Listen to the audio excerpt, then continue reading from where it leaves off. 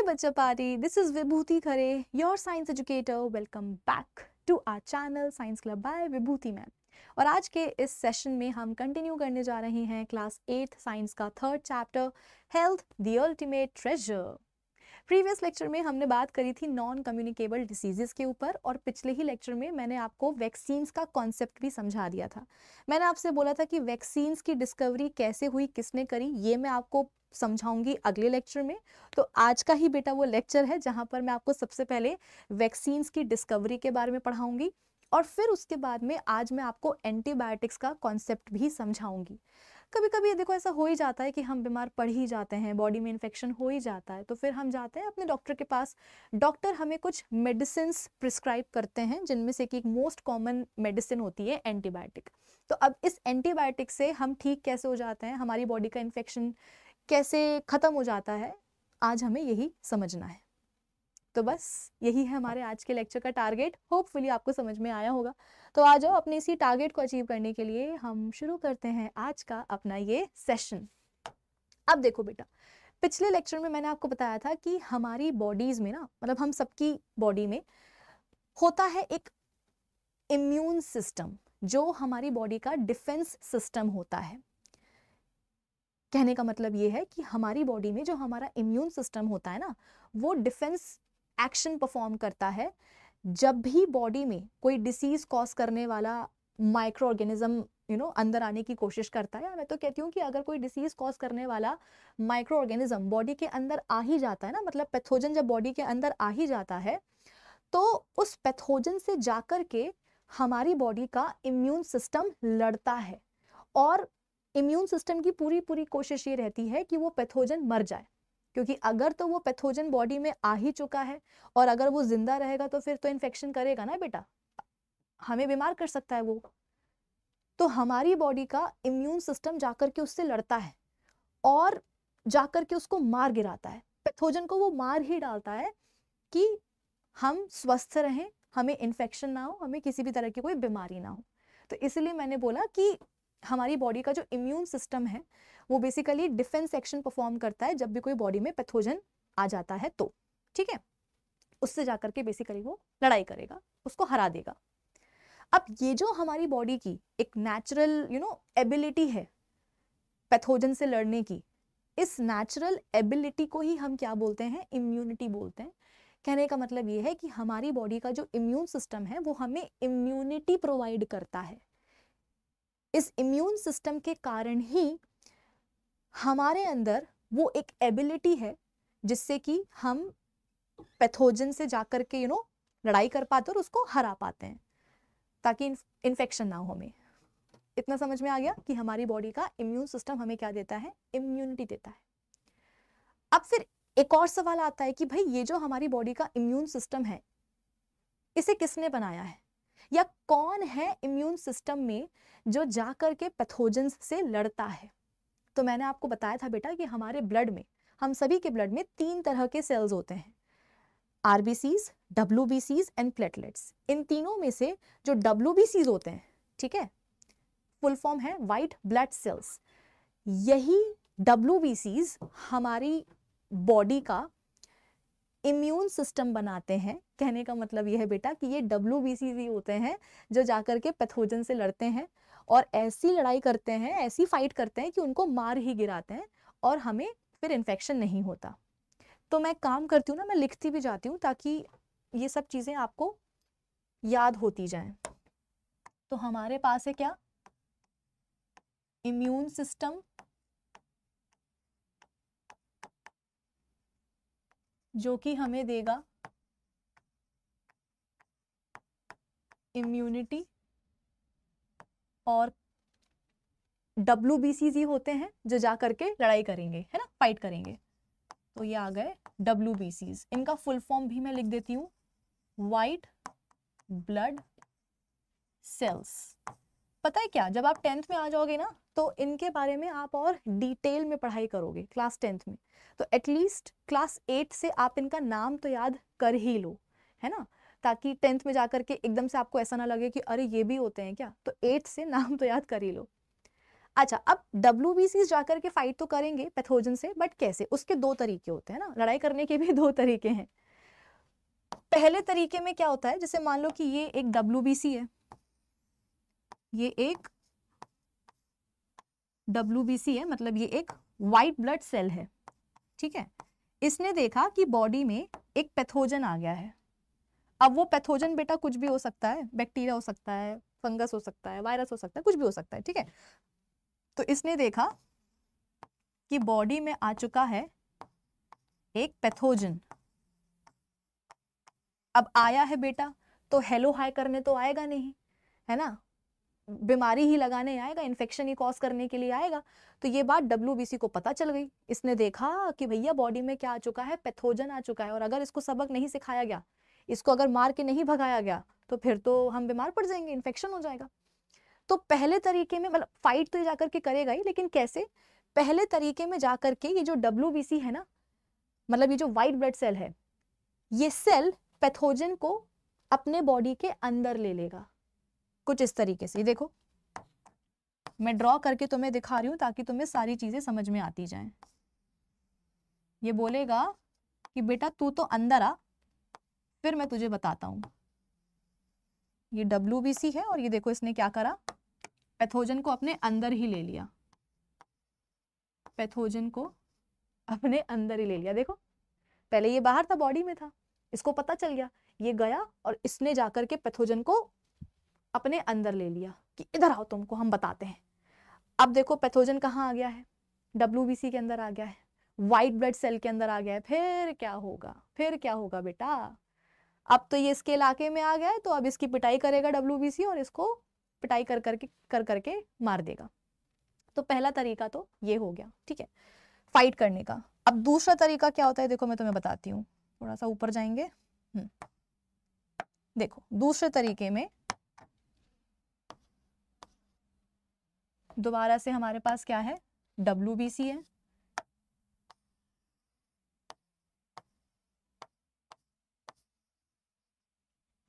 दो तीन और बना लेते हैं, क्या जाता है, क्योंकि अकेला एक तो काम करता नहीं बेटा, बहुत सारे WBCs मिल करके लड़ाई करते हैं। ये देखो ये सारे WBCs हैं, ठीक है, कंफ्यूज मत होना, मैं लिख भी देती हूँ, ये लो। और ये आ गए हैं कौन, बॉडी में पैथोजन, क्या करने के लिए, बीमारी लगाने के लिए, हमें बीमार करने के लिए, ठीक है, ये आ गए पैथोजन।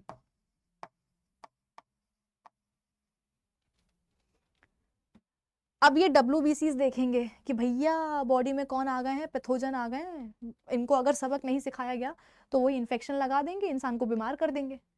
तो अब ये WBCs पता है क्या करते हैं, इन पैथोजन को देखकर, WBCs पैथोजन को देखकर इनके लिए अलग से बॉम्ब के गोले बनाने शुरू कर देते हैं। तुम लोगों ने मूवीज में देखा होगा ना, फाइट हो रही है तो हीरो ने क्या करा, हीरो ने जो है ना, यहाँ पर बहुत सारे विलन खड़े हुए थे, दुश्मन खड़े हुए थे, तो उसने एक बॉम्ब फेंक के मार दिया, तो बॉम्ब फट गया, ब्लास्ट हो गया, और जो वो थे ना विलन, जो भी दुश्मन थे, वो उसके मर गए।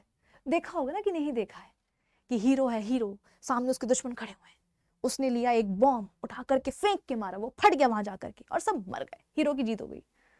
तो यहाँ पर भी वही होने वाला है कि WBCs पैथोजन को देख करके, ऐसा नहीं कि हवा में बॉम्ब के गोले बना रहे हैं, नहीं, जब ये पैथोजन बॉडी के अंदर आ जाते हैं, इनको देख करके स्पेशली इन पैथोजन्स के लिए WBCs क्या करेंगे, बॉम्ब के गोले बनाने शुरू कर देंगे। तो ये देखो ये बन रहे हैं बॉम्ब के गोले, ये बन रहे हैं बॉम्ब के गोले, और इन्हीं बॉम्ब के गोलों को बेटा, अब अपन क्योंकि साइंस पढ़ रहे हैं तो ये अच्छा नहीं लगता ना, बॉम्ब के गोले, बॉम्ब बॉम्ब बॉम्ब बोलना, इन्हें अपन बोलते हैं एंटीबॉडीज। क्या बोलते हैं, एंटीबॉडीज। ये एंटीबॉडीज बनाना शुरू कर देते हैं पैथोजेंस के अगेंस्ट, ठीक है। फिर ये एंटीबॉडीज क्या करेंगी, ये जाएंगी और जाकर के पैथोजन को मार गिराएंगी। तो देखो दो तरीके हो गए ना बेटा फाइट करने के, पहला तो जाकर के पैथोजन को सेल के अंदर ही ले लिया, और सेल के अंदर कौन सा सेल, व्हाइट ब्लड सेल, है ना, तो व्हाइट ब्लड सेल ने क्या करा, जाकर के पैथोजन को सेल के अंदर ही ले लिया, अंदर लेकर के उसको डिस्ट्रॉय कर दिया, उसको मार गिराया। दूसरा तरीका क्या हुआ, जब पैथोजन बॉडी के अंदर आ गए तो उनको देख करके स्पेशली उनके लिए WBCs ने एंटीबॉडीज बनाई।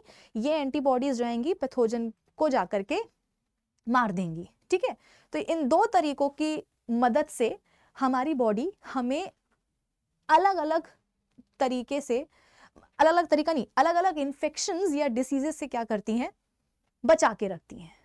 ठीक है, लेकिन आप बोलोगे कि मैम कभी कभी तो बीमार पड़ ही जाता है ना, लेकिन कभी कभी तो इन्फेक्शन हो ही जाता है, तो फिर तब क्या होता है?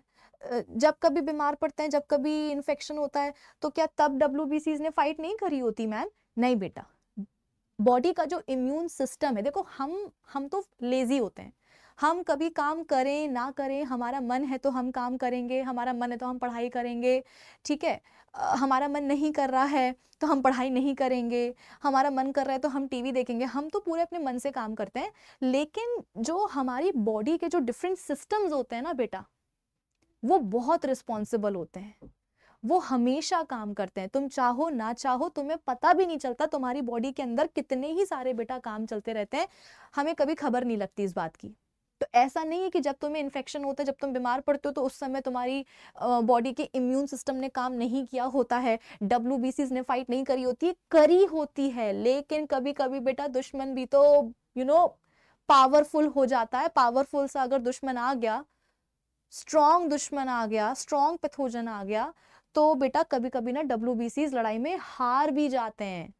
वो कोशिश तो करेंगे, फाइट तो ऐसा नहीं कि वो डर के बैठ जाएंगे कि बाप रे पैथोजन तो बहुत स्ट्रांग है, हम तो नहीं लड़ेंगे। नहीं, लड़ेंगे, वो लड़ेंगे, आखिरी दम तक लड़ेंगे।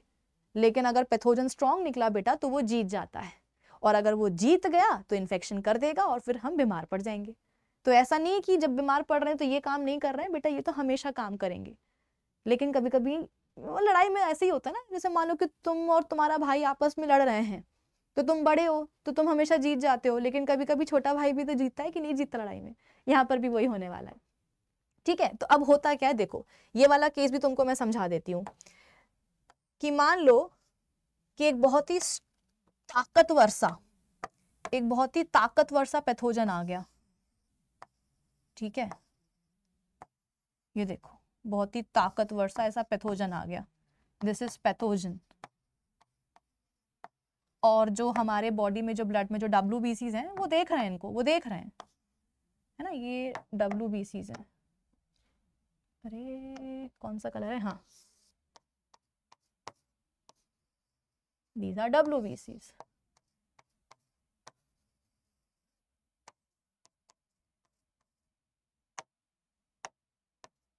ठीक है, तो इन लोगों ने देख लिया है, इन लोगों ने देख लिया है कि हाँ बॉडी में क्या आ गया है, पैथोजन आ गया है।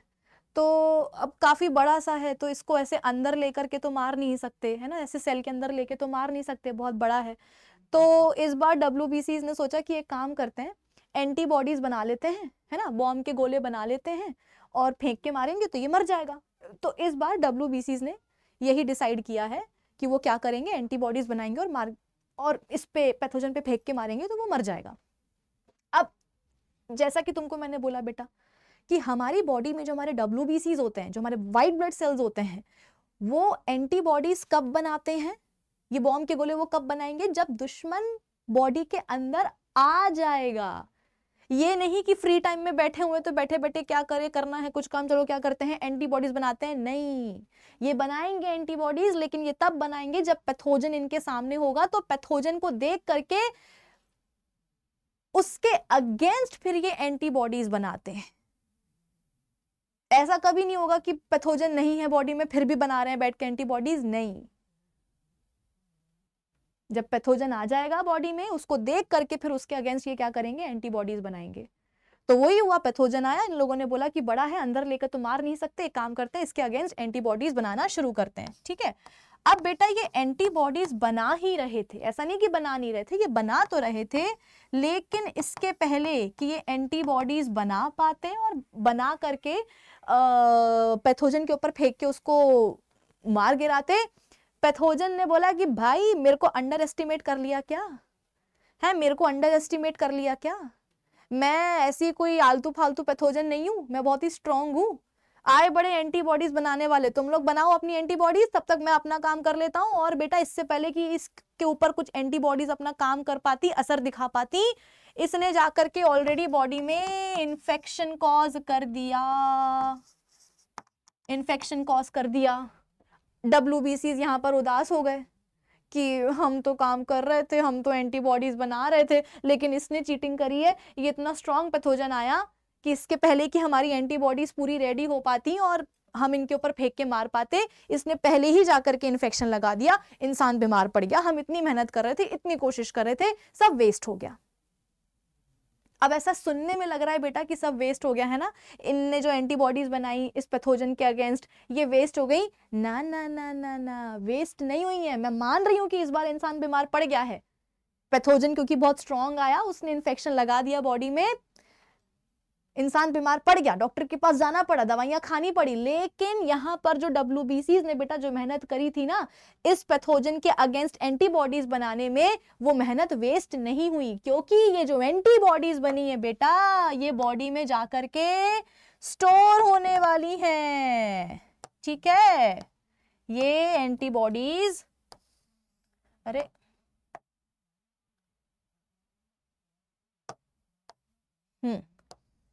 ये एंटीबॉडीज बॉडी में जाकर के क्या होने वाली है बेटा, स्टोर होने वाली हैं। मतलब हमारी बॉडी बोलेगी कि भाई इतनी मेहनत करके तुम लोगों ने इसके अगेंस्ट एंटीबॉडीज जो बनाई थी, तो वो काम तो इस बार नहीं आ सकी क्योंकि पहले ही इन्फेक्शन हो गया, डॉक्टर के पास जाना पड़ा। तो कोई बात नहीं, कम से कम जो बनाया है उसको संभाल के रख तो लो, उसको वेस्ट, उसको डिस्कार्ड मत करो, उसको फेंको मत, जो बना है उसको रख लो। तो ये एंटीबॉडीज बेटा बॉडी में जाकर के क्या हो गई, स्टोर हो गई। अब क्योंकि इन्फेक्शन तो हो ही गया था, बीमार तो पड़ ही गया था इंसान, डॉक्टर के पास जाना पड़ा, दवाई खानी पड़ी और बीमारी ठीक भी हो गई है ना, ठीक हो गए। डॉक्टर के पास जाके दवाई खाते हैं तो ठीक हो ही जाते हैं, है ना। अब क्या हुआ, after like 1 year, after 1 year, 1 साल के बाद ये वाला जो पैथोजन है बेटा, ये वाला जो पैथोजन है, ये दोबारा से आकर के अटैक करने की कोशिश करता है बॉडी में सेकेंड टाइम। मतलब 1 साल पहले ये पैथोजन जो है ये बॉडी में आया था और इसने इन्फेक्शन कॉज कर दिया था, बीमार कर दिया था, हमें दवाई खानी पड़ी थी।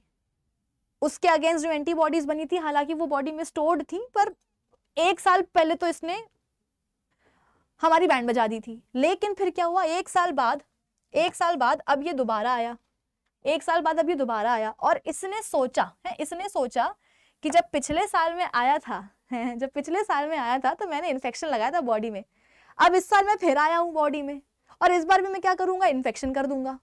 फिर से जो है ना इस इंसान को जाना पड़ेगा, दवाई खानी पड़ेगी डॉक्टर के पास, ब्लड टेस्ट करवाना पड़ेगा, मजे आ जाएगी, सुई लगेगी। लेकिन इस बार जो हमारे WBCs हैं वो एकदम अलर्ट होकर के बैठे थे। उन्होंने बोला कि क्या 1 साल बाद दोबारा ये पैथोजन फिर से आ गया बॉडी में और इस बार फिर से जो है ना इन्फेक्शन कॉज करने की उस इरादे से आया है। इस बार इसको नहीं छोड़ेंगे, इस बार नहीं छोड़ेंगे। कैसे नहीं छोड़ेंगे, तो हमारे WBCs बोलेंगे कि पिछले बार जो हमने एंटीबॉडीज बनाई थी ना तुम्हारे लिए, जो काम नहीं कर पाई अनफॉर्चुनेटली, वही एंटीबॉडीज इस बार हमारे पास पहले से क्या है, बन के रखी हुई है। पिछले साल जब तुम आए थे ना तो हमने तुम्हारे अगेंस्ट एंटीबॉडीज बना ली थी, वही एंटीबॉडीज हमने अभी स्टोर करके रखी हुई है।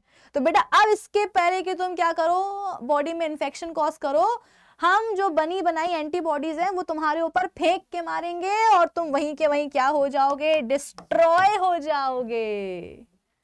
तो इसीलिए मैंने कहा था कि पहली बार जो WBCs ने जो मेहनत करी थी एंटीबॉडीज बनाने के लिए इस पैथोजन के अगेंस्ट, वो मेहनत वेस्ट नहीं गई, वो बर्बाद नहीं गई, क्योंकि जो एंटीबॉडीज बनाई थी वो बॉडी में स्टोर करके रख ली गई कि नेक्स्ट टाइम जब वो सेम पैथोजन बॉडी में आया इन्फेक्शन लगाने के लिए, तो अब इसके पहले कि वो इन्फेक्शन लगा पाए, एंटीबॉडीज बनी हुई रखी थी, उनको फेंक के मारा गया पैथोजन जैसी बॉडी में घुसा ना बेटा, वो वैसे ही मर गया, क्योंकि उसको पता ही नहीं चला, क्योंकि एंटीबॉडीज पहले से बनी हुई थी।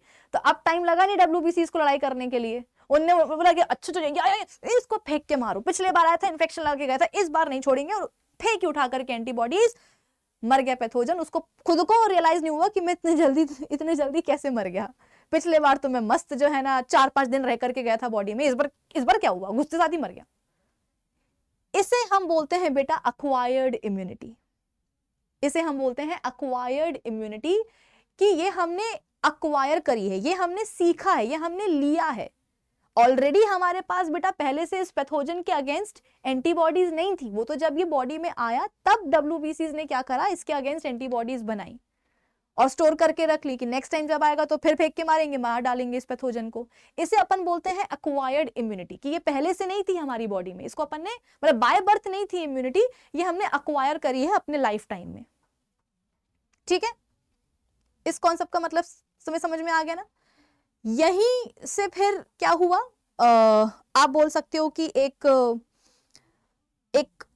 डॉक्टर थे जिनका नाम था, इंग्लिश डॉक्टर ऑब्वियसली, उनका नाम था एडवर्ड जेनर। ठीक है, एडवर्ड जेनर उनका नाम था। एक्चुअली बेटा ये बात बहुत पुरानी है। एक टाइम ऐसा था जब स्मॉल पॉक्स से ग्लोबली बहुत ज़्यादा डेथ्स हो रही थी। मतलब ग्लोबली का मतलब ये कि पूरे वर्ल्ड में, it's not only about India, पूरे वर्ल्ड में एक टाइम ऐसा था जब बहुत सारे लोग स्मॉल पॉक्स से मर रहे थे। स्मॉल पॉक्स को कॉज करने वाला होता है एक वायरस, वेरियोला वायरस उसको बोलते हैं बेसिकली। ठीक है, तो स्मॉल पॉक्स को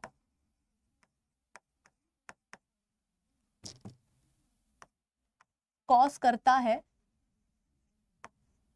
एक वायरस। ठीक है, मान लो ये वायरस है, नाम याद मत करो, वो तो तुमको मैंने बता दिया, वेरियोला नाम होता है उसका, बट तुम नाम मत याद करो, इतना समझ लो कि हाँ स्मॉल पॉक्स एक बीमारी है। कुछ बच्चे सोचेंगे ma'am what is small pox, तो बेटा स्मॉल जैसे चिकन पॉक्स होता है ना, वैसे ही स्मॉल पॉक्स भी क्या है, एक बीमारी है, इंसानों को होती है। और कैसे होती है, तो ये जो वायरस है एक तरह का वायरस होता है, वो बॉडी के अंदर जब आ जाता है तो इन्फेक्शन कॉज करता है, स्मॉल पॉक्स हो जाता है। ठीक है, तो एक टाइम ऐसा था जब इससे बहुत सारे लोग मर रहे थे और सब लोग बहुत परेशान थे कि भाई किसी तरीके से इस बीमारी का जो है ना मतलब कुछ हो जाए ताकि ये बीमारी ना हो और लोग इतने मरे ना। उसी टाइम के आसपास काउज में, जैसे स्मॉल पॉक्स जो है ये तो इंसानों में हो रही थी बीमारी, ह्यूमन बीइंग्स में। ठीक है, इसी के आसपास एक और बीमारी देखने को मिली थी जिसका नाम था काउ पॉक्स। काउ पॉक्स नाम से ही समझ में आ रहा होगा कि ये हो रही थी किसको, काउस को, जो गाय होती है ना, गाइज उन लोगों को काउ पॉक्स हो रहा था। ठीक है, इसको भी कॉज कौन कर रहा था, एक वायरस ही कर रहा था, इसको भी कॉज एक वायरस ही कर रहा था। ठीक है, और एक और चीज तुमको मैं बताती हूं बढ़िया सी, ये जो दोनों वायरस थे ना बेटा, स्मॉल पॉक्स कॉज करने वाला वायरस और काउ पॉक्स कॉज करने वाला वायरस, ये दोनों वायरस सेम फैमिली को बिलोंग करते थे, मतलब भाई बहन समझ लो। ठीक है, ये दोनों सेम फैमिली को बिलोंग करने वाले थे, मैं यहाँ पे लिख भी देती हूँ, they belong to same family. ठीक है, इस तरीके से। तो स्मॉल पॉक्स से एक ऐसा टाइम था जब ग्लोबली बहुत सारे लोगों की डेथ हो रही थी। ये इंसानों में देखने वाली बीमारी, मतलब इंसानों में होने वाली बीमारी थी ये। ठीक है, और एक वायरस जो है इसको कॉज कर रहा था। उसी के आसपास गायों में भी, मतलब काउज में भी एक बीमारी लग रही थी उनको, जिसका नाम था काउ पॉक्स, और इसको भी एक वायरस ही कॉज कर रहा था। और दोनों ही जो वायरस है बेटा बीमारियों के, ये सेम फैमिली को बिलोंग कर रहे थे। एडवर्ड जेनर ने सबसे पहले ये देखा। अच्छा हाँ, एक चीज और, जैसे मान लो कि एक गाय है, उसको काउ पॉक्स हो गया।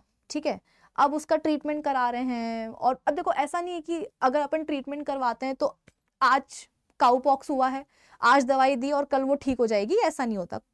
ट्रीटमेंट के दौरान आप बोल सकते हो कि ठीक होने में 3-4 दिन तो लग ही जाते हैं। शुरुआत मतलब इनफैक्ट बीमारी डिटेक्ट होने में, डायग्नोज होने में ही 2-3 दिन लग जाते हैं, है ना। और फिर उसके बाद में जब दवाइयां खानी शुरू करते हैं तो 2-3 दिन मान के चलो कि बीमार रहते हैं, फिर उसके बाद में रिकवरी शुरू होती है। तो मान लो कि ये गाय है, उसको काऊ पॉक्स हुआ, अब पता चला, ठीक है, उसकी दवाई शुरू हुई। अब उस गाय की जो टेक केयर कर रहा था इंसान, ठीक है, एक मान लो कि एक इंसान है,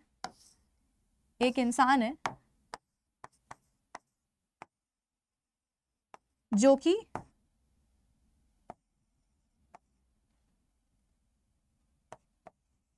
उस गाय की टेक केयर कर रहा था, उसका ध्यान दे रहा था, है ना, उसको खाना खिला रहा था, पानी पिला रहा था, उसको दवाई दे रहा था, उसको साफ कर रहा था। तो एक इंसान है जो कि वो गाय जिसको कि काऊ पॉक्स हुआ था, उसका ये ध्यान रख रहा था, ठीक है ना, मतलब ये केयर टेकर था उस गाय का। तो अब क्योंकि इस बीमारी को कॉज करने वाला कौन था? वायरस। तो वही वायरस क्या हुआ बेटा, इस इंसान के अंदर भी आ गया, वही वायरस इस इंसान के अंदर भी आ गया, तो इसको भी बीमारी हो गई। हालांकि इंसानों में जो काऊ पॉक्स हो रहा था वो इतना फेटल नहीं था, मतलब उससे डेथ नहीं हो रही थी। इंसानों में तो स्मॉल पॉक्स के कारण डेथ हो रही थी, गायों में क्या था, काऊ पॉक्स हो रहा था। और एक ऐसी गाय जिसको कि काऊ पॉक्स था, उसकी जो टेक केयर कर रहा था इंसान, बेटा उस इंसान की बॉडी में भी ये वाला वायरस आ गया और उसको भी क्या हो गया, काऊ पॉक्स हो गया। लेकिन वो इतना डेडली नहीं था, उससे इंसान मर नहीं रहे थे काऊ पॉक्स के वायरस से, ठीक है। लेकिन हाँ, बीमारी तो हो ही रही थी। तो एनीवेज इस इंसान के अंदर भी वायरस आ गया काऊ पॉक्स का, इसको भी जो है ना बीमारी हो गई। बट कुछ टाइम के बाद ये क्या हो गया, ये ठीक हो गया, है ना, ये रिकवर हो गया, ये रिकवर हो गया,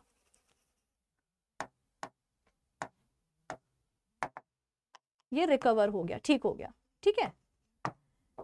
फिर क्या हुआ, फिर हुआ ये कि इसी इंसान के पास ये जो स्मॉल पॉक्स जो वायरस कॉज कर रहा था ना बेटा, ये वाला वायरस भी इसके अंदर आ गया। जिस गाय की ये देखभाल कर रहा था उसको काऊ पॉक्स था, तो उसका वायरस इस इंसान की बॉडी में आ गया। थोड़ा बहुत बीमार ये हुआ, दवाई वगैरह खाई, ठीक हो गया। लेकिन फिर क्या हुआ, फिर इसके पास इसकी बॉडी में जो स्मॉल पॉक्स को कॉज करने वाला बेटा जो वायरस था ना, वो इस इंसान की बॉडी में आया। लेकिन अब ये बीमार नहीं पड़ा,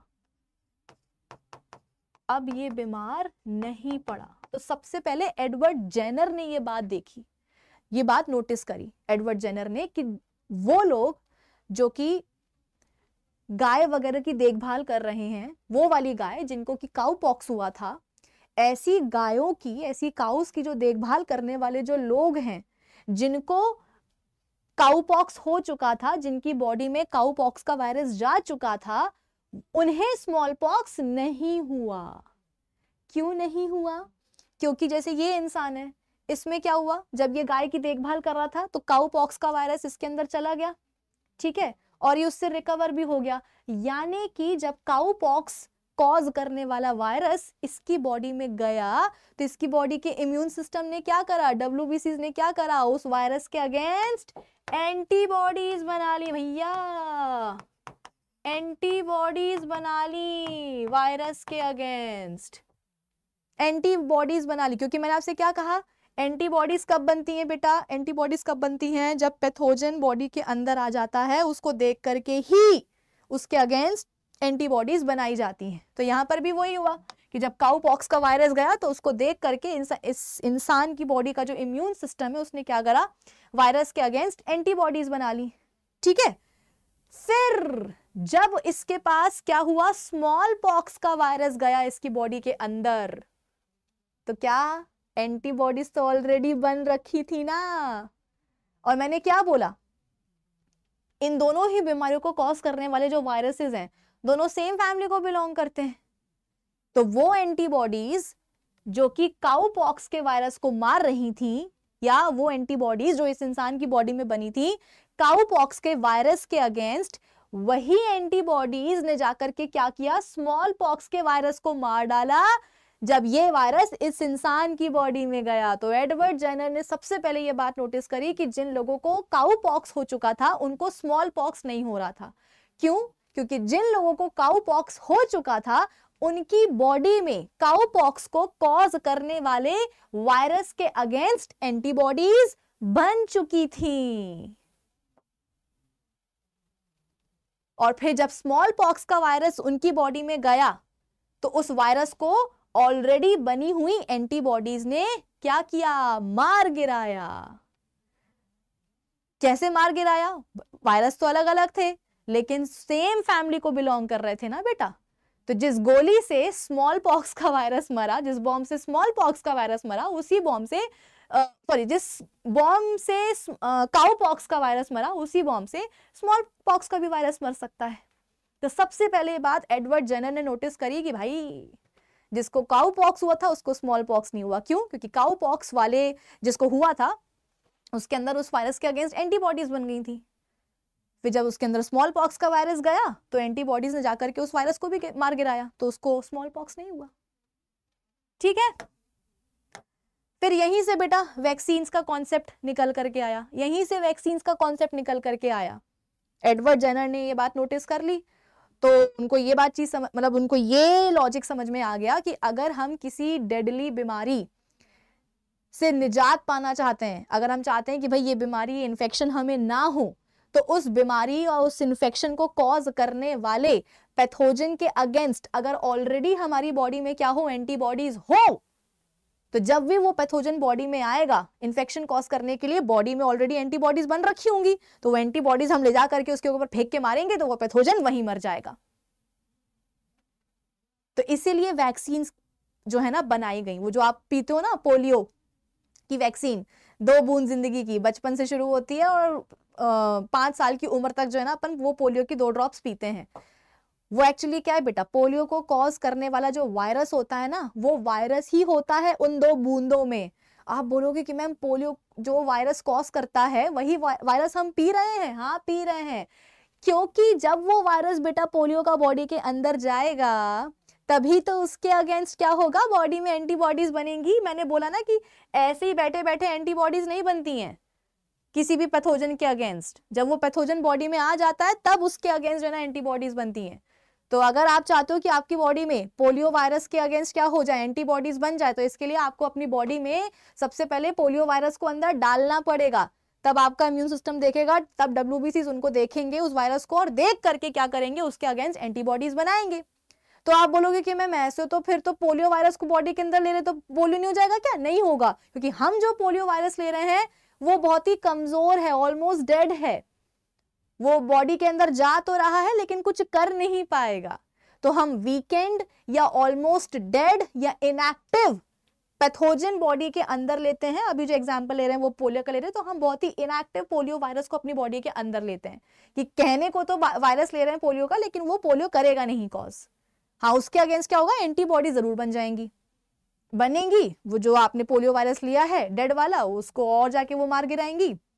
फिर भविष्य में कभी मान लो, अभी तो हमने जानबूझ के जो ना पोलियो वायरस लिया था बॉडी के अंदर, मान लो कि भविष्य में फ्यूचर में कभी अनजाने में एक्टिव पोलियो वायरस बॉडी के अंदर आ गया, तो एंटीबॉडीज तो बन रखी होंगी ना, वो जाकर के मार गिराएंगी उस एक्टिव पोलियो वायरस को, तो पोलियो नहीं होगा। तो जो अपन वैक्सीन पीते हैं ना बेटा, या जो वैक्सीन पी रहे हैं या जो इंजेक्शन लग रहा है, वो क्या होता है? वैक्सीन पैथोजन डिसीज कॉज करने वाले पैथोजन ही तो होते हैं, उनका इनएक्टिव फॉर्म होता है, या वो वीकेंड पैथोजन होते हैं, या ऑलमोस्ट डेड पैथोजन होते हैं, या उनका उन पैथोजन का कोई टॉक्सिन, पैथोजन का कोई टॉक्सिन का भी वही इनएक्टिव फॉर्म जो है ना हम वैक्सीन के थ्रू अपनी बॉडी के अंदर लेते हैं ताकि उनके अगेंस्ट एंटीबॉडीज बन जाएं। ठीक है। So ability of the body to fight diseases, immunity के बारे में मैंने आपको बता दिया था। अक्वायर्ड इम्यूनिटी क्या होती है? Protection developed after exposure to a pathogen. ठीक है, after exposure to a pathogen or a vaccine. Vaccines can be made in different ways from weakened or dead pathogens like viruses या bacteria, or from inactive या harmless parts of the pathogen. कि या तो हम weakened या dead pathogen ले लेंगे, या फिर pathogen का inactive या harmless part ले लेंगे. Some newer vaccines instruct our own body cells to make a harmless part of the germ which our immune system then learns to fight. For example, tetanus का जो injection लगता है बेटा, often given after injury, protects against infection by the tetanus causing bacteria. It contains an inactivated bacterial toxin that helps the immune system develop protection without causing the disease. Do you know when the first vaccine was discovered, smallpox was a deadly disease that caused blisters and killed millions. मैंने कहा ना बहुत सारी death हो रही थी. A milder disease जिसको अपन बोल रहे थे cowpox, seen in cows, could also infect humans. In the late 1700s, English Dr. Edward Jenner discovered that people who had cowpox did not get smallpox. This led to the invention of the first vaccine and helped protect people from smallpox. ठीक है, चलिए अब इसके बारे में, अच्छा एक और यहां पर बोला गया है, जेनर ऑब्जर्व दैट मिल्कमेड्स जो गाय का दूध वगैरह निकालते हैं, who had cowpox did not catch smallpox, likely because the two viruses are related. दोनों वायरस जो है ना वो सेम फैमिली को बिलोंग कर रहे थे. Content in the pus of cowpox blisters protected people from the smallpox. He tested this by injecting cowpox sap into the boy, who later showed no illness when exposed to smallpox. वो जो cowpox पे जो blisters आ जाते हैं, फफोले पड़ जाते हैं, उसमें जो पस होता है, वो पस डॉक्टर ने क्या करा, एक लड़के के बॉडी में डाल दिया. ठीक है, तो उस पस में क्या था बेटा, काउपॉक्स कॉज करने वाला वायरस था. उसके अगेंस्ट क्या हुआ, एंटीबॉडीज बन गई. फिर जब उस बॉय की बॉडी में स्मॉल पॉक्स का वायरस डाला गया तो वो एंटीबॉडीज ऑलरेडी बन रखी थी, तो उसको स्मॉल पॉक्स नहीं हुआ. He found the people who were infected with cowpox sap were not resistant to smallpox. अच्छा, were now resistant to smallpox. ठीक है, मास वैक्सीनेशन जो है हुआ, और जिससे कि एक टाइम ऐसा आया जब जो ये है स्मॉल पॉक्स, ये ग्लोबली इरेडिकेट हो गया, मतलब फिर किसी को नहीं हुआ. ठीक है, चलो.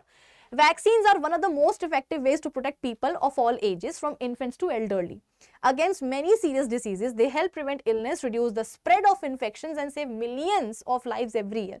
It is important to remember that vaccines are preventive, not curative. कि vaccines बीमारी को होने से रोक सकती हैं, हमको बीमार होने से रोक सकती हैं, बट वो ठीक नहीं कर, कि अगर आप सोचो कि बीमारी हो ही गई है तो भी हम वैक्सीन लगवा रहे हैं, नहीं. तो वैक्सीन बीमारी को होने से रोक सकती है, बट बीमारी को ठीक नहीं कर सकती, वो क्यूरेटिव नहीं है.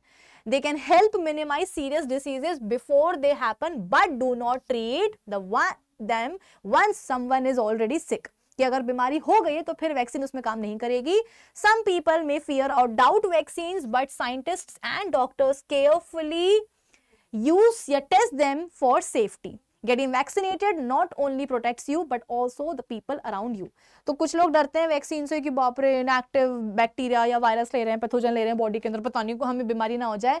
नहीं, तो जो भी वैक्सीन बेटा लोगों तक पहुंचाई जाती है, लोगों पे लोगों को दी जाती है, वो पहले कई बार उसकी टेस्टिंग हो चुकी होती है, ट्राइड एंड टेस्टेड होती है, तभी हम लोगों तक वैक्सीन पहुंचती है. तो वैक्सीन से डरना नहीं चाहिए, बल्कि उसको अच्छे से लगवाना चाहिए. जब जब डॉक्टर बोल रहे हैं तब तक करवाना चाहिए. ठीक है, फिर आता है बेटा क्या, कि अब बीमारी हो ही गई है, जैसे कि मैंने बोला कि कभी कभी पैथोजन स्ट्रांग हो जाता है, बॉडी का इम्यून सिस्टम उससे लड़ाई नहीं कर पाता, या लड़ाई करता है तो हार जाता है, तो उस केस में जो है बीमारी हो ही जाती है. अब बीमारी हो जाती है तो फिर डॉक्टर के पास जाते हैं.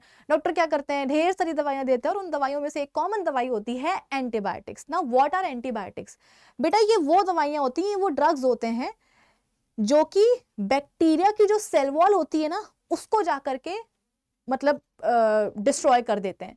अब तुमको पता है कि जैसे मान लो कि तुम्हारे पास तुम्हारी एक कॉपी है, तुम्हारे पास तुम्हारी बुक है, उसका जो कवर है वो तुम्हारी कॉपी को या तुम्हारे बुक को प्रोटेक्ट कर रहा है. अगर तुम उसका कवर निकाल दोगे तो क्या होगा, किताब खराब हो जाएगी, कॉपी खराब हो जाएगी. बस ऐसे ही है कि जो जैसे मान लो कि किसी की बॉडी में क्या हुआ है, बैक्टीरिया घुस आया है, उसने इन्फेक्शन कॉज कर दिया है. ठीक है, अब देखो ये बैक्टीरिया है, ये सारे बैक्टीरिया हैं. ठीक है, ये सारे बैक्टीरिया हैं, ये इंसान की बॉडी में आ चुके हैं, इन्फेक्शन कॉज कर चुके हैं. अब क्या होगा, एंटीबायोटिक्स आएंगी. ठीक है, ये आ गई एंटीबायोटिक्स. अब ये एंटीबायोटिक्स क्या करेंगी बेटा, आकर के ये जो डिसीज कॉज कर रहे हैं ना बैक्टीरिया, इनकी जो सेल वॉल आपको दिख रही है, सेल वॉल मतलब वही आउटर मोस्ट कवरिंग. ठीक है, ये जो आउटर मोस्ट कवरिंग है बैक्टीरियल सेल्स की, जिसको अपन सेल वॉल बोलते हैं, उसको जाकर के ये डिस्ट्रॉय कर देंगी. तो बैक्टीरिया के सेल्स बोलेंगे कि ओ भाई हमारी तो जो आउटर मोस्ट कवरिंग है, जो हमारी प्रोटेक्टिव कवरिंग है सेल वॉल, वही क्या हो गई, डिस्ट्रॉय हो गई। तो फिर अब हमारी प्रोटेक्शन कौन करेगा, अब तो हम मर जाएंगे। एग्जैक्टली भाई हम यही तो चाहते हैं ना कि जो बैक्टीरिया बॉडी में इन्फेक्शन कॉज कर रहे हैं वो मर जाएं, हम यही तो चाहते हैं। तो बैक्टीरिया को मार गिराने के लिए उनकी जो सेल की जो आउटर मोस्ट कवरिंग होती है सेल वॉल, उस सेल वॉल को ही जाकर के डिस्ट्रॉय कर दिया जाता है। तो जहां सेल वॉल टूटेगी बैक्टीरियल सेल्स की डेथ हो जाएगी और जो इन्फेक्शन लगा था बॉडी में वो ठीक हो जाएगा। तो एंटीबायोटिक्स का काम ये होता है, ठीक है। अब एंटीबायोटिक्स की भी देखो डिस्कवरी कैसे हुई वो मैं तुम्हें बताती हूँ। एक बेटा अगेन बैक्टीरियोलॉजिस्ट थे लंदन के, जिनका नाम था अलेक्जेंडर फ्लेमिंग, ठीक है। बैक्टीरियोलॉजिस्ट थे, मतलब बैक्टीरिया वगैरह की ही स्टडी करते थे। लंदन की बात है ये, 1928 की बात है। इनका नाम क्या था, अलेक्जेंडर फ्लेमिंग। नाम याद रखिएगा, ठीक है, नाम इंपॉर्टेंट है। और 1928 की ये बात है। तो हुआ ये कि बैक्टीरिया पे, कुछ बैक्टीरिया थे उनके ऊपर वो स्टडी कर रहे थे और उनके पास एक छोटी सी कांच की एक डिश थी जिसको अपन पेट्री डिश बोलते हैं। उस पे बैक्टीरिया की बेसिकली वो पढ़ाई कर रहे थे। मतलब आप ये समझ लो कि एक छोटी सी ऐसी एक कांच की कटोरी थी, डिश थी, और इस पे कुछ बैक्टीरिया ग्रो कर रहे थे, ठीक है। ये कुछ बैक्टीरिया ग्रो कर रहे थे, बैक्टीरिया की कॉलोनी ग्रो कर रही थी। बैक्टीरिया की कॉलोनी का मतलब समझ में आ रहा है ना तुम्हें, कि बहुत सारे बैक्टीरिया थे ये, ठीक है। अब वो इन बैक्टीरिया की कॉलोनी के ऊपर स्टडी कर ही रहे थे, पढ़ाई कर ही रहे थे, इतने में वो चले गए कहीं वेकेशंस पे, ठीक है ना। मतलब 10-15 दिन के लिए ये जो पेट्री डिश थी, जो जिसमें कि बैक्टीरिया की कॉलोनी ग्रो कर रही थी, ये ऐसी खुले में वो छोड़ के चले गए। और 10-15 दिन बाद में जब वो आए वापस वेकेशन से लौट करके, उन्होंने एक चीज नोटिस करी। क्या नोटिस करी, कि इसी डिश में ना एक फंगस की ग्रोथ होने लग गई है। एक फंगस की ग्रोथ होने लग गई है, एक फंगस की ग्रोथ होने लग गई है। तो आप बोलोगे कि मैम इसमें क्या बात है, इसमें क्या बात है। भाई कटोरी बड़ी होगी, तो पहले कटोरी में केवल बैक्टीरिया ग्रो कर रहे थे, 10-15 दिन में क्या हुआ, फंगस भी आकर के ग्रो करने लगा। तो एक कटोरी में अब फंगस भी ग्रो कर रहा है, बैक्टीरिया भी ग्रो कर रहे हैं। What's the big deal. Big deal ये थी बेटा कि जिस कटोरी में, कटोरी के जिस रीजन में ये फंजाई ग्रो कर रहा था, इस फंजाई का नाम था पेनिसिलियम नोटेटम, ठीक है। तो डिश के जिस रीजन में ये फंजाई ग्रो कर रहा था, उस रीजन में सिर्फ और सिर्फ फंजाई था। मतलब कि उस रीजन में फिर ये बैक्टीरिया ग्रो नहीं कर पा रहे थे। पहले क्या था, पूरी डिश में बैक्टीरिया की ग्रोथ हो रखी थी, पूरे डिश में बैक्टीरिया फैले हुए थे। लेकिन अब इस डिश में क्योंकि फंगस की भी ग्रोथ होने लग गई थी, तो जहां फंगस की ग्रोथ हो रही थी डिश में, वहां आसपास बैक्टीरिया फटक भी नहीं रहे थे। और जो बैक्टीरिया आ रहे थे फंगस की कॉलोनी के पास, वो मर रहे थे। तो इनको बड़ी हैरानी हुई अलेक्जेंडर फ्लेमिंग को कि यार ये कैसे पॉसिबल है। मतलब कुछ तो है इस फंगस की कॉलोनी में जिसके कारण बैक्टीरिया इनके पास आ ही नहीं रहे हैं, और जो आ रहे हैं वो मर रहे हैं। फिर उन्होंने और स्टडी करी, उनको ये पता चला कि भाई ये जो फंगस की जो कॉलोनी थी, इसमें जो फंगस ग्रो कर रहे थे, ये क्या कर रहे थे बेटा, एक ना सब्सटेंस रिलीज कर रहे थे, एक हार्मफुल सब्सटेंस रिलीज कर रहे थे, एक केमिकल रिलीज कर रहे थे। आप तो ये समझ लो कि ये जो फंगस है जो ग्रो कर रहे थे, ये केमिकल क्या कर रहे थे, सेक्रीट कर रहे थे, रिलीज कर रहे थे। और उसी केमिकल के कारण बैक्टीरिया मर रहे थे। ये जो 1928 की जो बात है ना बेटा, इस समय वर्ल्ड वॉर चल रहा था। वर्ल्ड वॉर का नाम तो तुमने सुना होगा ना सोशल साइंस वगैरह में। तो उस समय बहुत सारे लोग क्या हो रहे थे, घायल हो रहे थे। उनके जो घाव थे ना, वहां पर बैक्टीरियल इन्फेक्शन हो रहा था, और बैक्टीरियल इन्फेक्शन से बहुत सारे लोग मर रहे थे। तो उस समय जो डॉक्टर लोग थे वो यही चाह रहे थे कि भाई इन बैक्टीरिया को मारने के लिए, इन बैक्टीरियल इन्फेक्शंस को रोकने के लिए कोई अच्छी दवाई मिल जाए, तो ये बैक्टीरियल इन्फेक्शंस ना हो, और जो चोट लगी है, जो घाव हुए हैं हमारे सैनिकों को, वो घाव ठीक हो जाए, और वो कम से कम मरे तो ना। मतलब लड़ाई और युद्ध और घाव से नहीं मर रहे थे, उन घाव में, उनमें जो बैक्टीरियल इन्फेक्शंस हो रहे थे उनके कारण मर रहे थे। तो सब लोग दवाइयाँ ढूंढ रहे थे तो सर ने नोटिस किया कि भैया एक ऐसा फंगस जो कि ग्रो करता जा रहा है और अपनी ग्रोथ के साथ साथ क्या कर रहा है, एक केमिकल सब्सटेंस जो है रिलीज कर रहा है, और उस केमिकल के कारण जो है बैक्टीरिया उसके पास आ नहीं रहे और जो आ रहा है वो मर रहे हैं, यानी कि इस केमिकल के कारण बैक्टीरिया मर रहे हैं। फिर सर ने क्या करा, अलेक्जेंडर सर ने इसी फंगस का ये जो केमिकल जो ये रिलीज कर रहे थे, उसी केमिकल को ये किसी दूसरे बैक्टीरिया के पास भी लेके गए, तो वो वाले बैक्टीरिया भी इस केमिकल से मर गए। तो भाई यही तो चाहिए था हमें, हमें तो बैक्टीरिया को ही मारने के लिए क्या चाहिए थी, दवाई चाहिए थी, केमिकल चाहिए था, तो मिल तो गया। और फिर ये जो केमिकल रिलीज हो रहा था इस फंजाई से, इन फंगस से, उस केमिकल को नाम पड़ा बेटा क्या, पेनिसिलिन। क्या नाम पड़ा, पेनिसिलिन, जो कि बनी दुनिया की सबसे पहली एंटीबायोटिक। एंटीबायोटिक्स क्या होती तुमको मैंने बताया ना, जो बैक्टीरिया को मार गिरा है, बैक्टीरियल सेल वॉल को जाकर के तोड़ देती है, तो सेल अपने आप जो बैक्टीरिया है वो मर जाता है। तो सबसे पहले जो डिस्कवर्ड जो एंटीबायोटिक है वो है पेनिसिलिन, जो कि अलेक्जेंडर फ्लेमिंग ने करी थी। कैसे करी थी, ऐसे करी थी।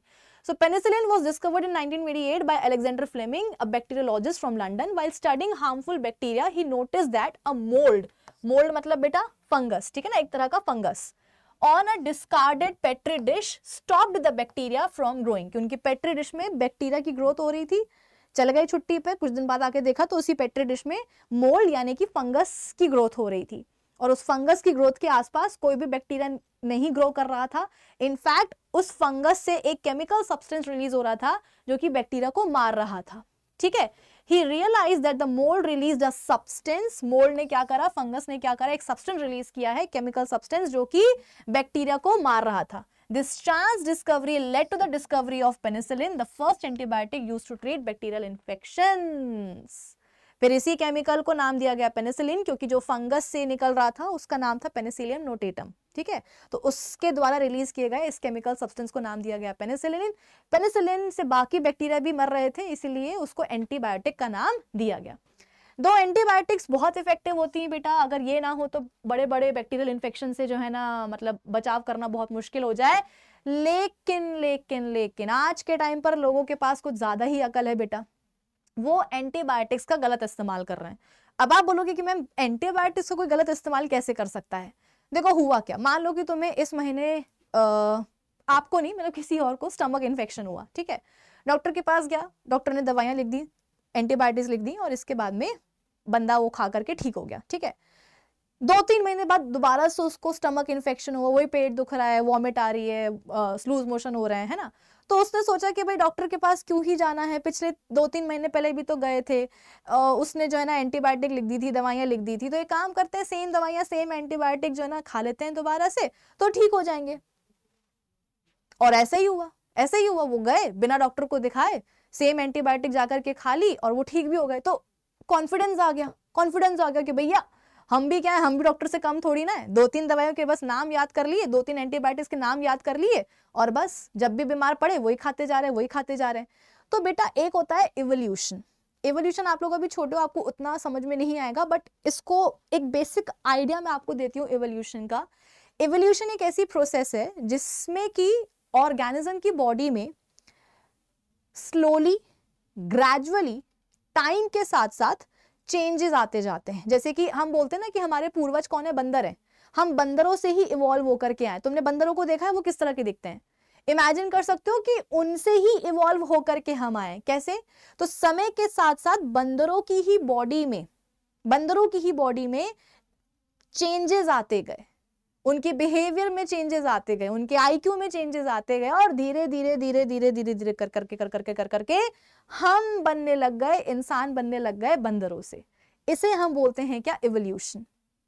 तो होता यह है बेटा कि जो हमारे ये बैक्टीरिया है ना, ये जो बैक्टीरिया है ये भी क्या हो रहे हैं, इवॉल्व हो रहे हैं, ये भी इवॉल्व हो रहे हैं। और इनका इवोल्यूशन ऐसे हो रहा है बेटा कि जो एंटीबायोटिक्स हम खा रहे हैं ना, जो हम यूज कर रहे हैं, ये उसके अगेंस्ट रेजिस्टेंट होते जा रहे हैं। रेजिस्टेंट का मतलब ये है कि पहले के टाइम पे जिन एंटीबायोटिक से ये बैक्टीरिया मर जाते थे, अब ये बैक्टीरिया उन एंटीबायोटिक से मर ही नहीं रहे हैं। हम खा रहे हैं लेकिन कुछ फायदा नहीं हो रहा है। क्यों?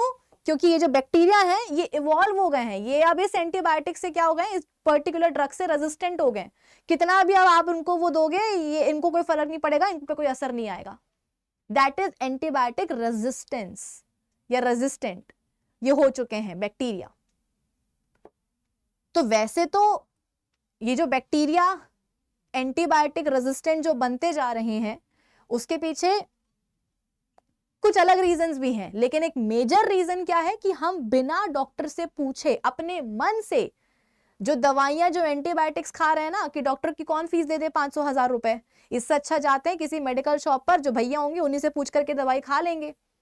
तो वैसे तो जो बैक्टीरिया हमारे एंटीबायोटिक रेजिस्टेंट बनते जा रहे हैं, उसके पीछे और भी रीजन है। मैं ये नहीं बोलूंगी कि हम जो एंटीबायोटिक्स खा रहे हैं अपने आप से, अपने मन से, वही रीजन है, नहीं, और भी रीजंस हैं बैक्टीरिया के एंटीबायोटिक रेजिस्टेंट बनने के। लेकिन एक मेजर रीजन क्या है कि हम जिस तरीके से एंटीबायोटिक्स कंज्यूम कर रहे हैं बिना डॉक्टर से पूछे, अपने मन से खा रहे हैं, वो एक मेजर रीजन है। तो अपने मन से बेटा कभी भी एंटीबायोटिक नहीं खानी चाहिए। हमेशा डॉक्टर के पास जाओ, वो आपके कुछ टेस्ट कराएगा, आपके सिम्टम्स देखेगा, उसके बाद में आपको एंटीबायोटिक प्रिस्क्राइब करेगा, जिससे कि जो आपकी बॉडी में जो बैक्टीरिया आया है उसी के अगेंस्ट क्या हो, आपको दवाई मिले, उसी के अगेंस्ट आपको क्या मिले, दवाई मिले, है ना। ये ना हो कि बैक्टीरिया क्या हो जाए, एंटीबायोटिक रेजिस्टेंट हो जाए, वो मर ही नहीं रहा है, आप दवाई खा रहे हो, ठीक ही नहीं हो पा रहा है, ये प्रॉब्लम है, ठीक है। So though antibiotics are effective in protecting us against bacterial infections and have saved millions of lives since their discovery, their indiscriminate use has led to decline in their effectiveness. Nowadays, there are news headlines about antibiotic resistance, a phenomena where bacteria that were earlier killed by given antibiotic are found to survive and multiply despite treatment with that antibiotic. कि पहले मर जा रहा था, लेकिन अब वो bacteria जो है वो मर नहीं रहा है, आप खा भी रहे हो एंटीबायोटिक तो भी नहीं मर रहा। This common infections harder to treat and increases the risk of complications, prolonged illness and even death. कि पहले जिन दवाइयों से इन्फेक्शन ठीक हो रहे थे, अब वो दवाइयां दे रहे हैं लेकिन इन्फेक्शन ठीक ही नहीं हो रहे हैं, लंबे समय तक बीमारी चल रही है, लंबे समय तक इंसान बेटा बीमार रहेगा तो मर तो सकता ही है ना।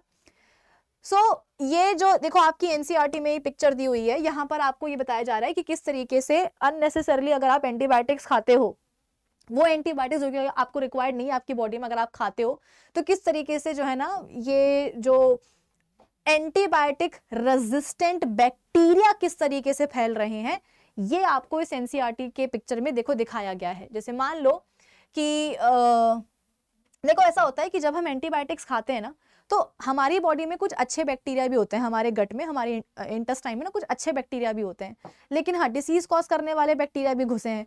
तो जब हम एंटीबायोटिक खाते हैं तो जो डिसीज कॉज करने वाले बैक्टीरिया हैं वो तो मरेंगे ही मरेंगे, लेकिन हमारी बॉडी में जो अच्छे बैक्टीरिया होते हैं वो भी मर जाते हैं। तो वैसे भी ज्यादा एंटीबायोटिक नहीं खाने चाहिए, क्योंकि अच्छे बैक्टीरिया की डेथ हो जाती है बॉडी में, ठीक है। अब देखो क्या हुआ, आपने एंटीबायोटिक्स खाई, ठीक है, और मतलब वही बैक्टीरिया को मारने के लिए, लेकिन जैसे मान लो कि ये बैक्टीरिया हैं, ठीक है, ये बैक्टीरिया हैं, इनको मारने के लिए आपने क्या खा ली, एंटीबायोटिक खा ली। अब क्योंकि बैक्टीरिया तो इवॉल्व हो रहे हैं, तो इन सारे बैक्टीरिया में से बेटा, इन सारे बैक्टीरिया में से ये वाले जो बैक्टीरिया हैं जिनको मैं रेड कलर से बना रही हूं, ये एंटीबायोटिक रेजिस्टेंट हो गए। एयर मतलब ये एंटीबायोटिक रेजिस्टेंट हो गए। आपकी बॉडी में ये डिसीज कॉज करने वाले बैक्टीरिया थे, ठीक है, आपने एंटीबायोटिक्स खाई, तो इन एंटीबायोटिक्स से क्या हुआ, ये जो ग्रीन वाले आपको दिख रहे हैं बैक्टीरिया, ये तो मर गए, लेकिन ये जो रेड वाले बैक्टीरिया हैं ये एंटीबायोटिक से रेजिस्टेंट है।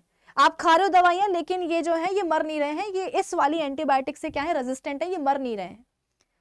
तो अब क्या होगा, ये जो एंटीबायोटिक रेजिस्टेंट बैक्टीरिया है बेटा, अब ये क्या करेंगे, ग्रो करेंगे और अपना नंबर बढ़ाएंगे, मल्टीप्लाई करेंगे, ग्रो करेंगे, मल्टीप्लाई करेंगे, अपना नंबर बढ़ाएंगे, अपना नंबर बढ़ाएंगे। और फिर यही एंटीबायोटिक रेजिस्टेंट बैक्टीरिया जो है बेटा, ये क्या होंगे, आसपास फैलेंगे, एक इंसान से दूसरे इंसान में। देखो जैसे कि यहाँ पर क्या हुआ, ये इंसान है, इसकी बॉडी में क्या है, इसकी बॉडी में एंटीबायोटिक रेजिस्टेंट बैक्टीरिया है, ठीक है। अब ये बीमार पड़ा, ये गया हॉस्पिटल में, है ना, may have serious illness and gets care at a hospital, hospital गया। अब हॉस्पिटल में क्या कर रहा है, ये चीजों को छू रहा है, ठीक है ना, दूसरे पेशेंट्स के कांटेक्ट में आ रहा है, या जो इसके जो नर्स हैं, जो सिस्टर हैं, जो इसकी देखभाल कर रहे हैं, उन्हीं के कांटेक्ट में आ रहा है, तो इसकी बॉडी में जो एंटीबायोटिक रेजिस्टेंट जो बैक्टीरिया है ये क्या कर रहा है, दूसरों में भी फैला रहा है। ठीक है, अब हॉस्पिटल में एडमिट रहेगा तो वहां की कुछ चीजों को भी छुएगा, जिस चीज को छुएगा उसमें भी क्या लग जाएंगे, एंटीबायोटिक रेजिस्टेंट बैक्टीरिया लग जाएंगे। उन चीजों को कोई और जो छुएगा उनके अंदर भी क्या आ जाएंगे, एंटीबायोटिक रेजिस्टेंट बैक्टीरिया आ जाएंगे। ठीक है, तो अभी तक तो केवल इसी में था एंटीबायोटिक रेजिस्टेंट बैक्टीरिया, अब इसके कांटेक्ट में जो भी लोग आ रहे हैं उनको उनके अंदर भी क्या हो रहा है, वही सारे बैक्टीरिया फैल रहे हैं। फिर इसके बाद में ये घर गया, घर के लोगों को भी क्या करेगा, ये एंटीबायोटिक रेजिस्टेंट बैक्टीरिया बांटने शुरू कर देगा, फैलाने शुरू कर देगा। फिर उसके बाद में अब जैसे मान लो कि जानवरों में भी बेटा एंटीबायोटिक रेजिस्टेंट बैक्टीरिया क्या हो रहे हैं, वो ग्रो कर रहे हैं, मल्टीप्लाई कर रहे हैं। ठीक है, तो जानवरों से जो प्रोडक्ट्स मिलते हैं हमें, दूध हो गया, अंडे हो गए, उन सब में भी वही सारे बैक्टीरिया आ जाएंगे। जब उनको हम खाएंगे तो हमारे अंदर दोबारा से क्या आ गए, और ज्यादा एंटीबायोटिक रेजिस्टेंट बैक्टीरिया आ गए। फिर ये जो गाय बैल होते हैं बेटा, इनके गोबर से खाद वगैरह बनती है, अपन ने देखा है, उस खाद में भी क्या है, वही एंटीबायोटिक रेजिस्टेंट बैक्टीरिया है। उसी खाद को हम क्या करते हैं, अपने सब्जी भाजी या जो अपने जो क्या बोलते हैं, जो अनाज होता है उसके पेड़ पौधों में डाल देते हैं, क्योंकि खाद है ना, तो उस जिस मिट्टी में डाला है उस मिट्टी में भी क्या आ गए हैं, एंटीबायोटिक रेजिस्टेंट बैक्टीरिया आ गए हैं। फिर उसी मिट्टी पे जो प्लांट्स ग्रो कर रहे हैं, उन प्लांट्स के अंदर क्या हो गए हैं, वही बैक्टीरिया आ गए हैं। उन प्लांट्स के जो प्रोडक्ट्स अपन खा रहे हैं, फल खा रहे हैं, फ्रूट खा रहे हैं, अनाज खा रहे हैं, उनके अंदर भी क्या आ गए हैं, एंटीबायोटिक रेजिस्टेंट बैक्टीरिया आ गए हैं। अब वो हम खाएंगे तो हमारे अंदर भी क्या होगा, घूम करके वही वाले बैक्टीरिया आ जाएंगे, यानी कि कुल मिलाकर के हमारे अंदर एंटीबायोटिक रेजिस्टेंट बैक्टीरिया बढ़ते जा रहे हैं, बढ़ते जा रहे हैं और बढ़ते ही जा रहे हैं। ठीक है, तो इसीलिए यहाँ पर इस पिक्चर से आपको बताया जा रहा है कि अननेसेसरली जो है नहीं खानी चाहिए। क्या नहीं खानी चाहिए, एंटीबायोटिक्स नहीं खानी चाहिए। दैट्स इट गाइज, आज के लेक्चर के लिए इतना ही, और आज अपन ने पूरा चैप्टर फिनिश कर दिया है इसी के साथ। अब हम मिलेंगे अपने अगले लेक्चर में। अगले लेक्चर में इस चैप्टर के हम क्वेश्चन आंसर्स को डिस्कस करेंगे। अगर ये सेशन आपको अच्छा लगा है तो लाइक करिएगा, शेयर करिएगा, अपने बाकी सारे फ्रेंड्स को भी बताइएगा सेशन के बारे में, और अगर चैनल पर नए हैं तो सब्सक्राइब भी कर दीजिएगा। मिलते हैं अपने अगले वीडियो में, बाय बाय।